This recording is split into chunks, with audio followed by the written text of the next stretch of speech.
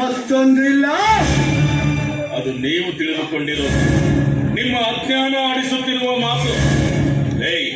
ನಿನ್ನೆ ಹುಟ್ಟಿ ಎಂದು ಕಣ್ಣು ಬಿಟ್ಟ ನಿಮಗೆ ಇಷ್ಟೊಂದು ರೋಷ ಆವೇಶ ಇರಬೇಕಂದ್ರೆ ಇನ್ನು ನಿಮ್ಮನ್ನು ಹುಟ್ಟಿಸಿದ ತಂದೆ ನಾನು. ನನ್ನಲ್ಲಿ ಎಷ್ಟು ಛಲವಿರಬಾರದು. ಆಡಿದರೆ ಅರಗಣಿ, ಕಾಡಿದರೆ ಕಾಡಿನ ಸಂತ. ಅನ್ಯಾಯ ಅಧರ್ಮಕ್ಕೆ ತಲೆ ಬಾಗಿದ್ದು ನನ್ನ ಚಾಯಿ ಮಾಡಲೇ ಇಲ್ಲ. ನಿಂತ ಜಾಗದಲ್ಲಿ ತಲೆ ಪುರಳಲಿ ಅಥವಾ ಉಳಿಯಲಿ ನನ್ನ ನಿರ್ಧಾರ ಯಾವುದೇ ಕಾರಣಕ್ಕೂ ಬದಲಾಗೋದೇ ಇಲ್ಲ. ನಿನ್ನ ಹಣೆ ಬರಹವನ್ನ ಬದಲಾಯಿಸಲು ಬಂದವರು ನಾವು. ನಿನ್ನ ಪ್ರಾಣ ನಮ್ಮ ಕೈಯಿಂದಲೇ ಹೋಗ್ಬೇಕಂದಿದ್ದಾಗ ಅದಕ್ಕೆ ಯಾರು ಹೇಗೆ ಮಾಡಕ್ಕಾಗುತ್ತೆ? ನಮಗೆ ಸಿದ್ಧವಾಗಿದೆ.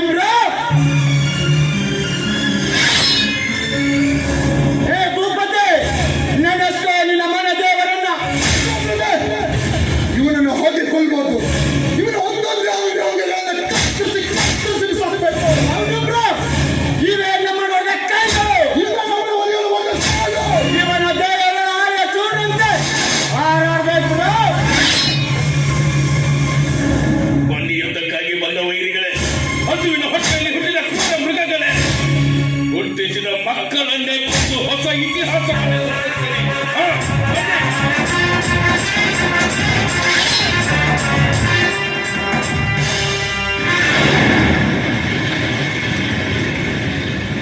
ತಂದೆ ಮಕ್ಕಳ ಕಾಳಗದ ಯುದ್ಧವನ್ನು ಅಂತ್ಯ ಮಾಡೋದಕ್ಕೆ ನಾನು ಒಬ್ಬಳಿದ್ದೀನಿ. ಕಂದ, ದುಡುಕಿನ ನಿರ್ಧಾರ ಒಳ್ಳೆಯದಲ್ಲ.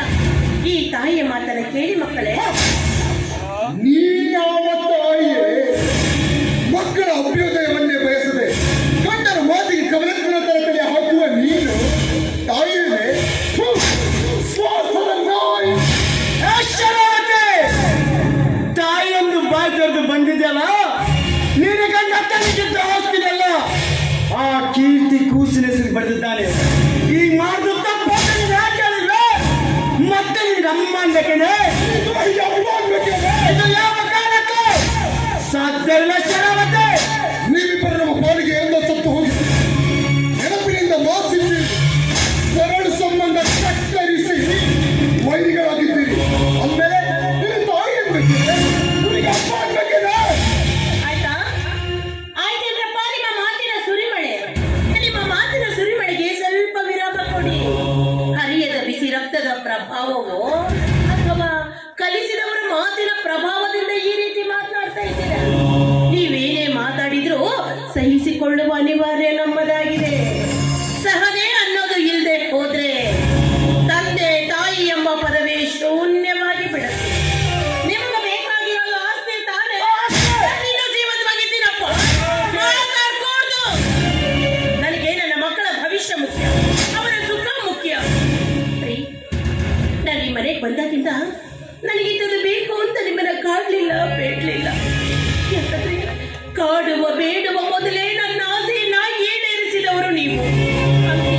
ಈ ಎಲ್ಲ ಆಸ್ತಿಯೂ ನನ್ನ ಮಕ್ಕಳದಾಗಬೇಕು. ಯಾವ